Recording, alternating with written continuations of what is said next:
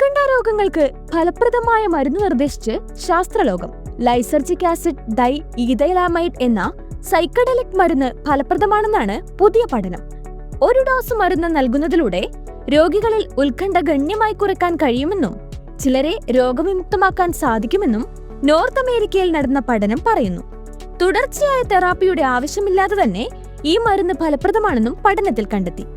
അതേസമയം മരുന്ന് വൈദ്യോപയോഗത്തിനായി അംഗീകരിക്കുന്നതിനു മുൻപ് കൂടുതൽ ഗവേഷണം ആവശ്യമാണെന്ന് Boston Mass General Brigham academic medical സെന്ററിലെ psychiatry chairman doctor Maurizio Fava പറഞ്ഞു.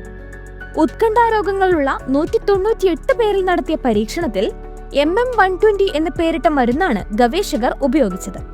12 ആഴ്ചകൾക്ക് ശേഷം 100 മില്ലിഗ്രാം ഡോസ് ലഭിച്ചവരിൽ 65% പേർക്കും രോഗലക്ഷണങ്ങൾ ഗണ്യമായി മെച്ചപ്പെട്ടതായി കണ്ടെത്തി. ഈ മരുന്നിന്റെ ഫലം ആഴ്ചകളോളം നിലനിൽക്കുമെന്നും പഠനം പറയുന്നു. ഇത് ഉത്കണ്ഠ, വിഷാദം, PTSD തുടങ്ങിയ അവസ്ഥകൾക്ക് ചികിത്സ നൽകാൻ സഹായിക്കുമെന്നാണ് ഗവേഷകരുടെ പ്രതീക്ഷ. News desk MC news. MC news, Canadian മലയാളികളുടെ വാർത്താജാലകം.